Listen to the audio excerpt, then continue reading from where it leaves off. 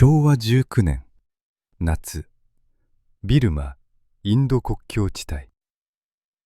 天は底が抜けたかのように雨を降らせ続け、大地は底なしの泥沼と化していた。その泥の海をかつて行軍と呼ばれた男たちがただ黙々と這うように進んでいく。彼らの背中には銃がない。彼らの腰には弾薬がない。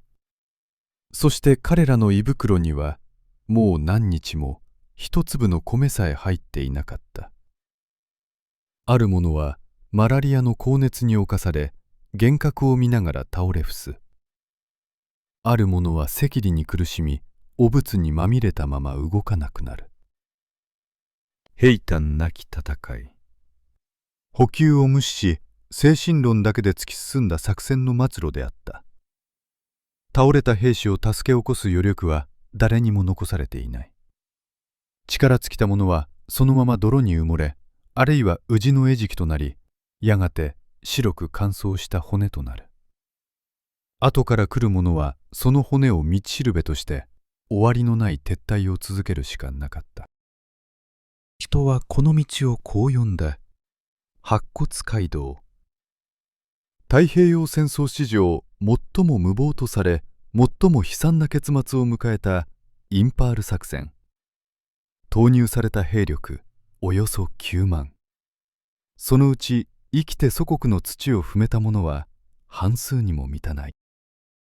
木と戦う前に飢えと病、そして無能な指導者によって殺された3万の魂。なぜ彼らは死なねばならなかったのか。なぜこの狂気の作戦は止められなかったのか。時計の針を1944年の春へと戻そう。地獄への扉が開かれたあの時へ。1943年夏、ビルマ北部の避暑地メイミョウ。英国植民地時代の面影を残す美しい洋館に第15軍司令部があった。そのテラスで一人の男が北西の空を睨んでいる。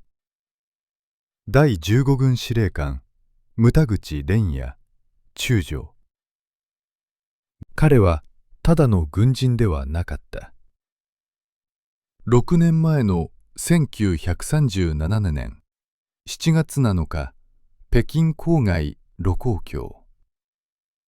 当時連隊長だった彼の一撃が日中戦争の発端となったとされる。私が始めた戦争を私の手で終わらせる。それが彼の口癖であり、強迫観念でもあった。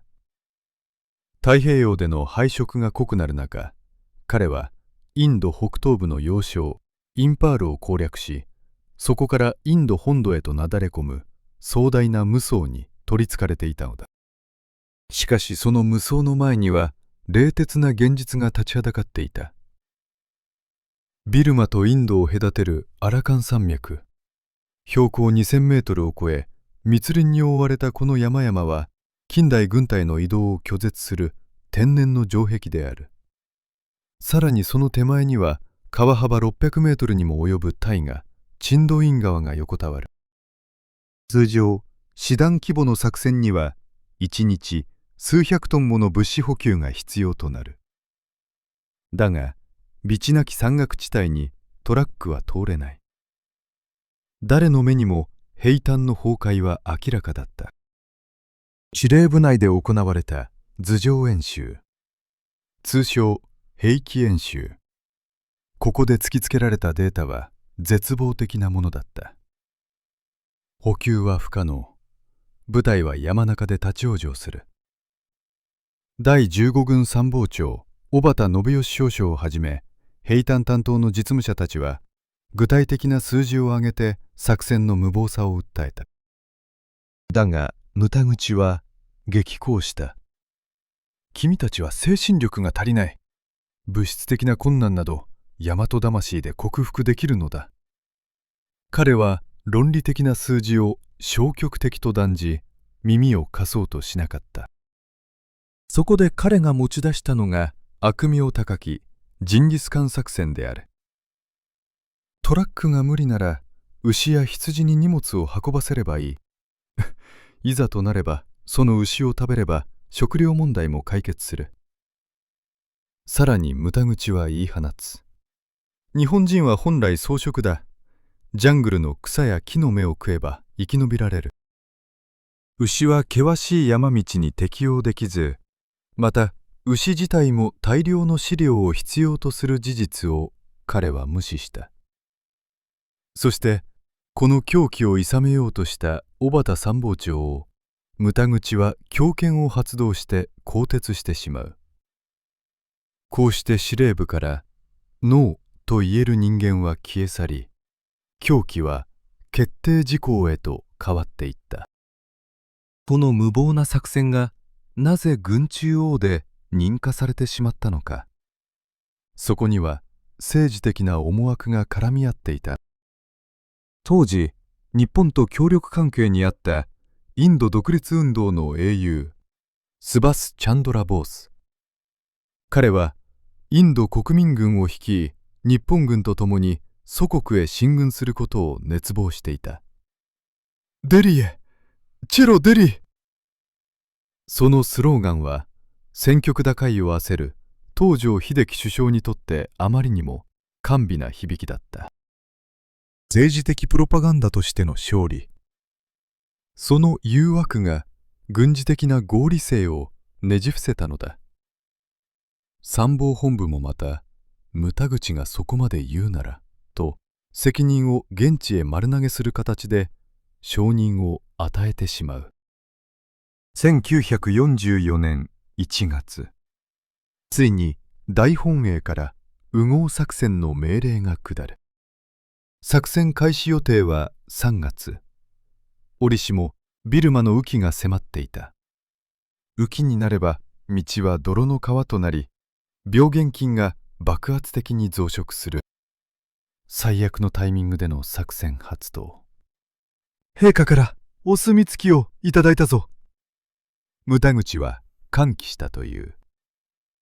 だがその歓喜の裏で前線に集められた9万の兵士たちは自分たちがどこへ向かうのか、どれほどの地獄が待っているのか、まだ知る由もなかった。銃弾ではなく飢えと病魔が待ち受ける死の行軍。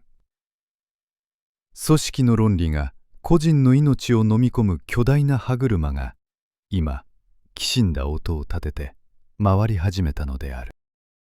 1944年3月8日、ついに右合作戦の火蓋が切られました。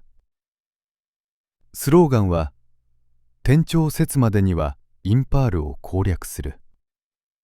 つまり4月29日の天皇誕生日までに勝利を捧げるというあまりに短期的な目標でした。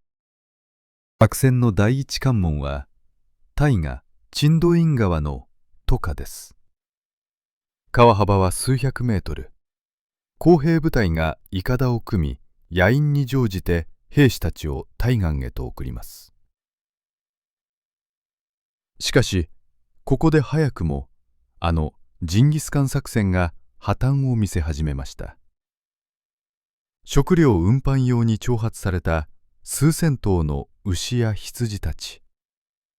彼らは慣れない水辺を嫌がり暴れ出し、川の急流に次々と流されていったのです。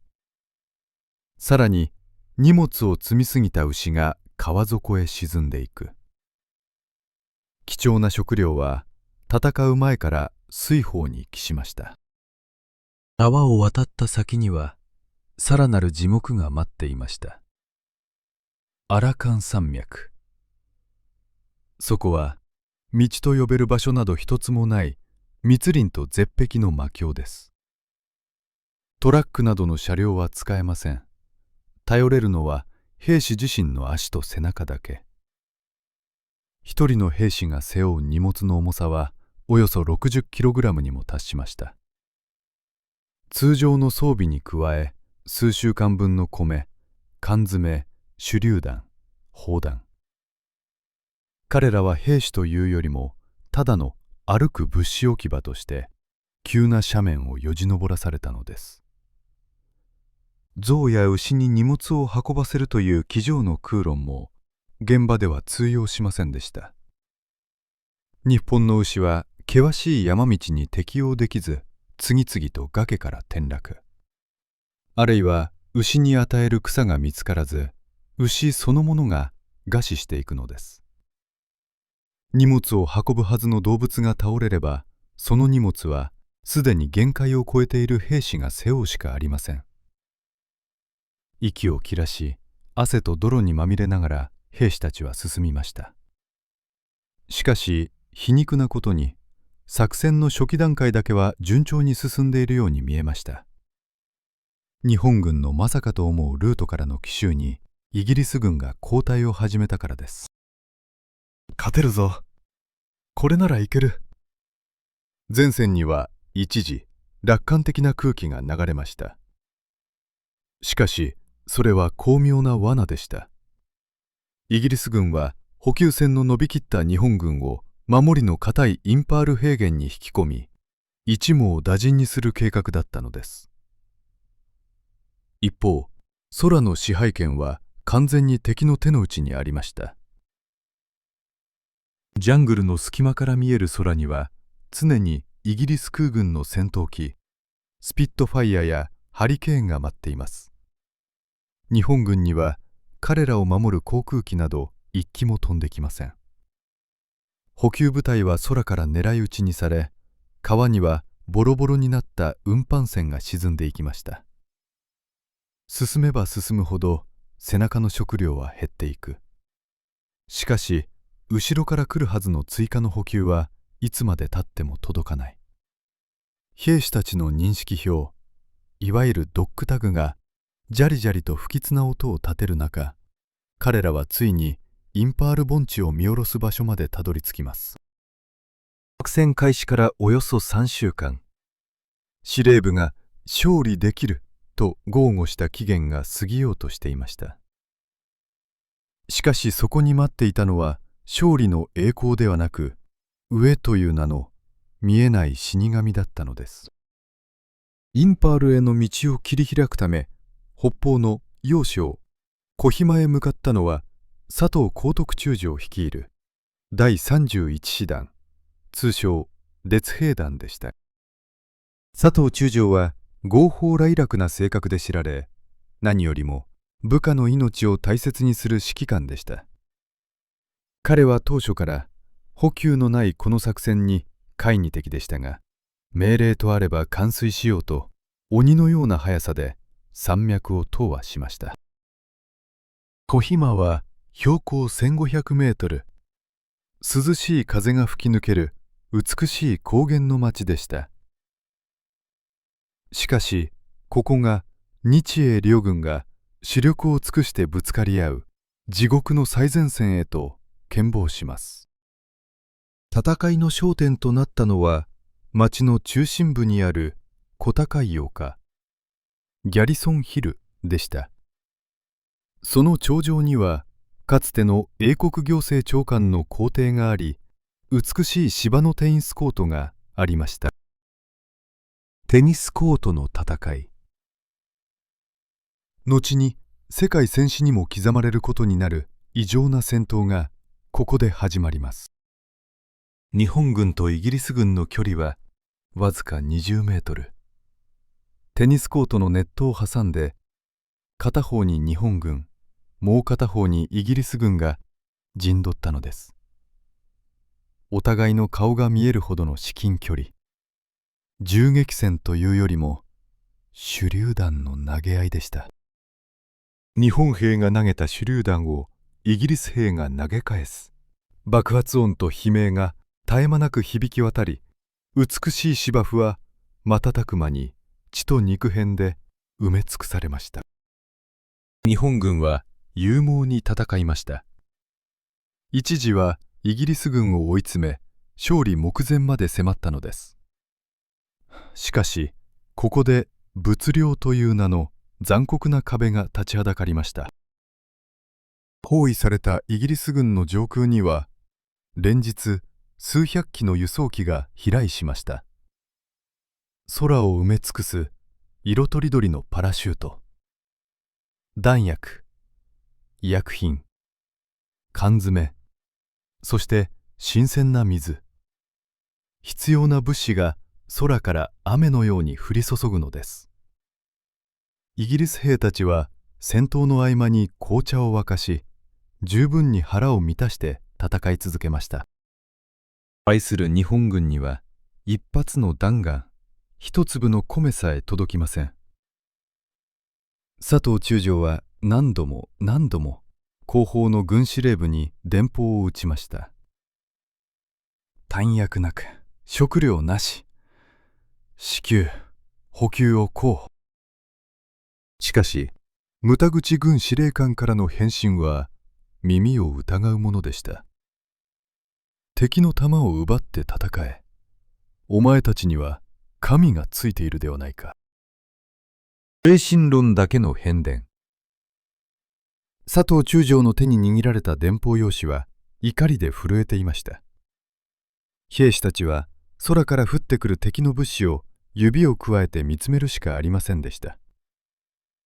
飢えは極限に達し、兵士たちはトカゲやヘビ、さらには泥水をすすって命をつなぎました。栄養失調で視力は衰え、足はむくんで動かなくなる。そこへマラリアと赤痢が蔓延し始めました。腹が減って引き金が引けない。勇猛を誇った列兵団の兵士たちが銃弾に撃たれる前に次々と痩せ細って死んでいくのです。さらにイギリス軍は道なき山道をブルドーザーで切り開き、戦車を戦場に投入してきました。轟音とともに現れた鋼鉄の塊。対戦車兵器を持たない日本兵は爆薬を抱いて戦車に飛び込み自爆していくしかありませんでした。肉弾攻撃。それは戦術と呼ぶにはあまりに悲惨な最後の抵抗でした。5月に入ると小肥満には早い雨季が訪れました。塹壕には水がたまり、遺体は腐敗して異臭を放ちます。宇治が湧く泥の中で佐藤中将は決断を迫られていました。このままでは部下は全員無駄死にする。軍人としての義務か、人間としての良心か。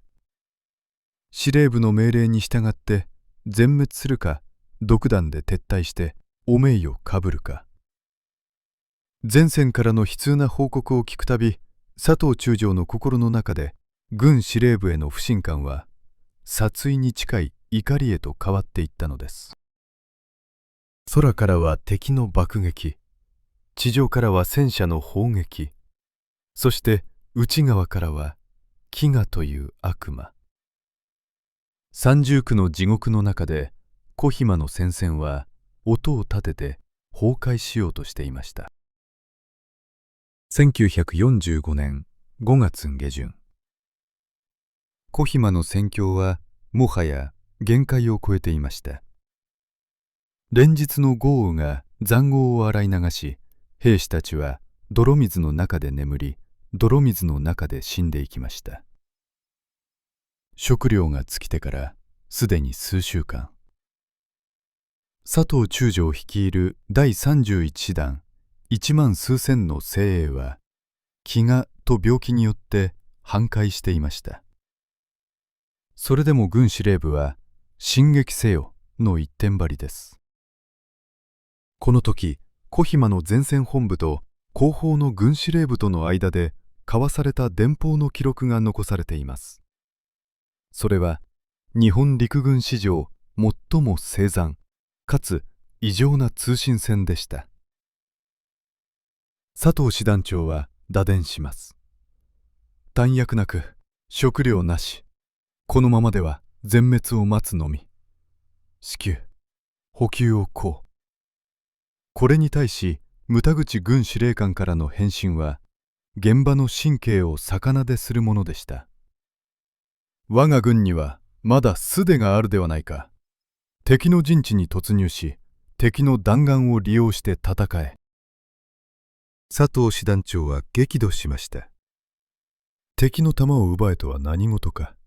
戦術を知らぬにも程がある。彼は補給を無視した作戦指導に対し公然と非難の言葉を送りつけました。軍司令部の参謀たちの能力は士官候補生以下である。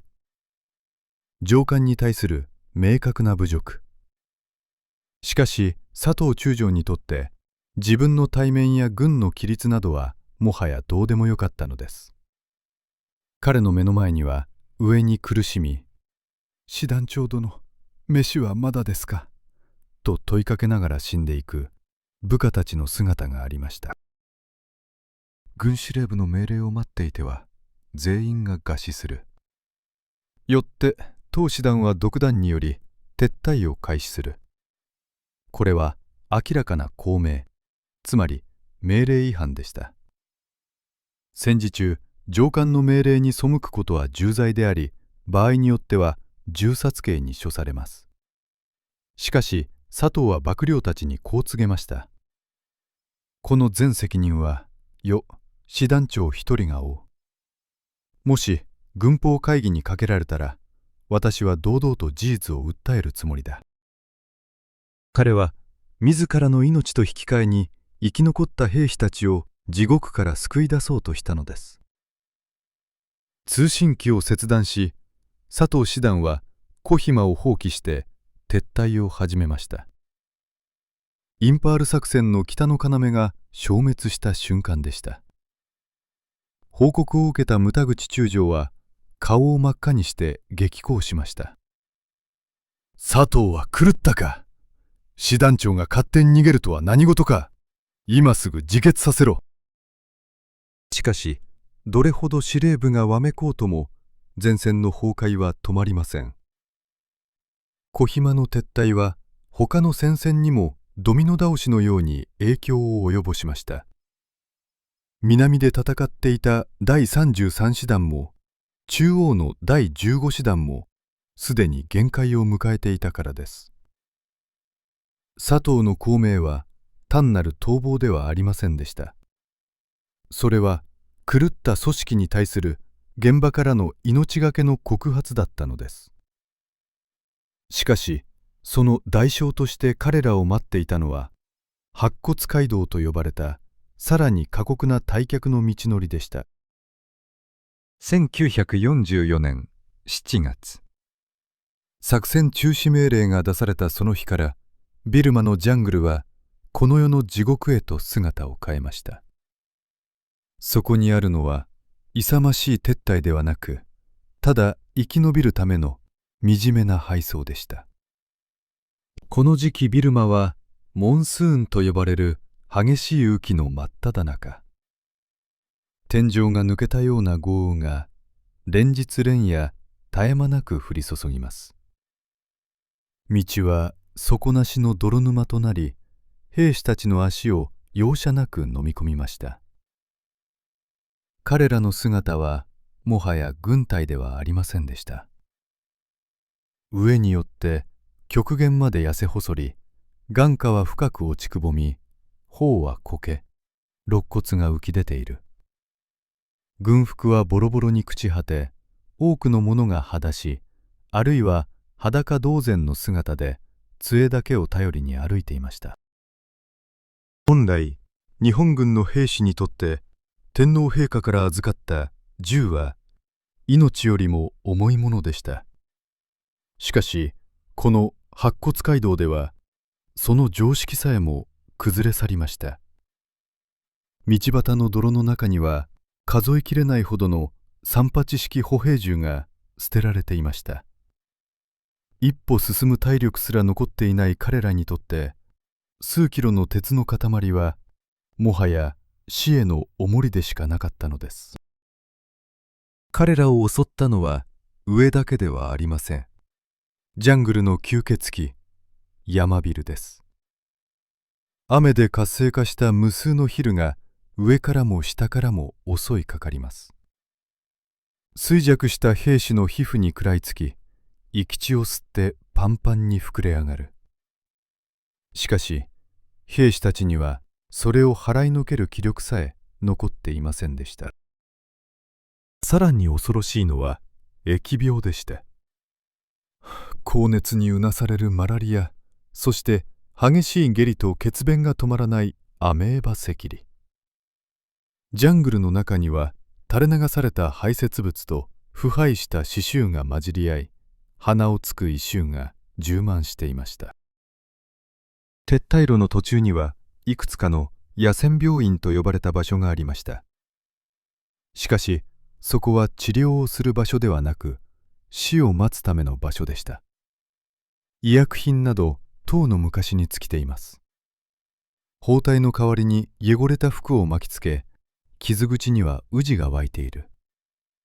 重傷を負い歩けなくなった兵士たちはここに置き去りにされました。軍医や衛生兵が動けない兵士たちに手渡したもの、それは薬ではなく手榴弾、あるいは注射器による処置でした。捕虜になる恥をさらすな。ここで自決せよ。密林の奥深くから断続的に響く爆発音。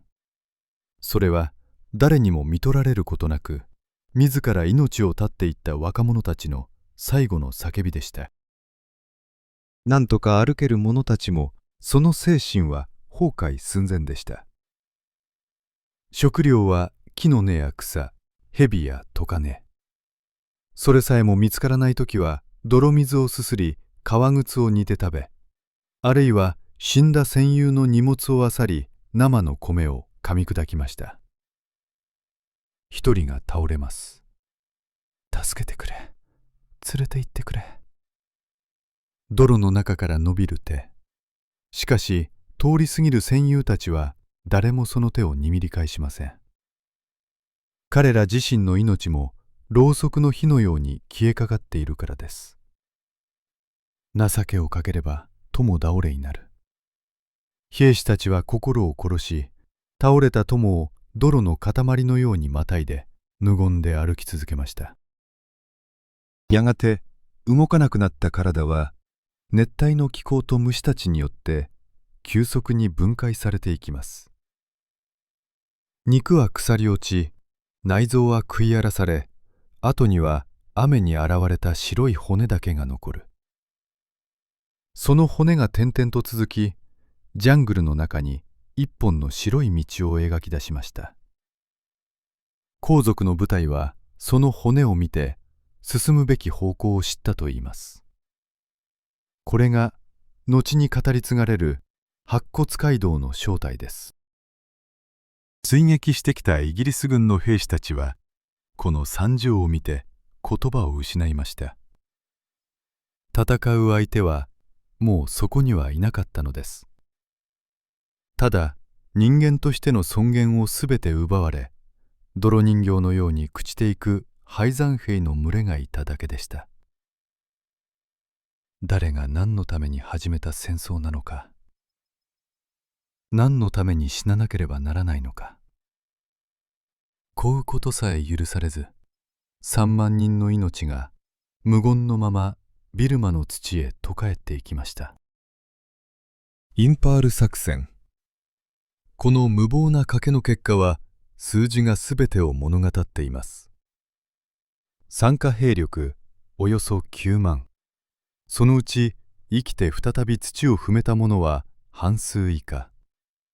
死者の数は3万を超え、その大半が餓死と病死でした。日本軍創設以来最悪の敗北です。では、この耳目を作り出した指導者たちはどうなったのでしょうか。独断で撤退を決断し、多くの部下の命を救った佐藤光徳中将。彼は孔明という軍規違反を犯したものの、軍の上層部が自らの失態が公になることを恐れたため、軍法会議にかけられることはありませんでした。しかし彼はその苦悩を背負い続け、終戦の翌年1946年に無念のうちに病でこの世を去りました。死の床まで彼はうなされていたといいます。兵隊を殺したのは俺じゃない。軍司令部だ。と。一方、作戦を強行した第15軍司令官、牟田口連也中将。彼は戦後、戦犯として裁かれることなく釈放されました。そして東京で余生を過ごし、昭和41年、畳の上で77歳の天寿を全うしました。驚くべきことに彼は死ぬまで自らの責任を認めませんでした。あれは私の失敗ではない。部下が私の意図を理解せず完登しなかったからだ。彼は自身の正当性を訴えるパンフレットを自費で作成し、戦友の葬儀の席でさえそれを配ろうとしたと伝えられています。泥水をすすり、宇治に食われて死んだ3万の兵士たち。その一方で、自己弁護を繰り返しながら長生きをした司令官。ここにあるのは、責任の所在が曖昧にされ、誰も責任を取らないという日本型組織の恐ろしい病理です。空気が支配し、精神論が合理性をねじ伏せ、失敗の本質を隠蔽する。そのツケを払わされるのは、いつだって現場の名もなき人々です。戦後80年が過ぎた今も、ビルマの、そしてインドのジャングルの奥深くには、帰りたくても帰れなかった兵士たちの遺骨が数多く眠っています。雨季が来るたびに彼らの魂はあの泥の中で泣いているのかもしれません。白骨街道。その白い道は地図からは消えました。しかしあの悲劇が残した教訓は現代を生きる私たちへの重い問いかけとして残されています。私たちは今、正しい道を歩いているでしょうか。誰かの無責任な決断によって誰かが犠牲になる、そんな過ちを繰り返してはいないでしょうか。静寂に包まれた小暇の丘、かつて地獄だったその場所には今、美しい花が咲き乱れ、風が優しく吹き抜けています。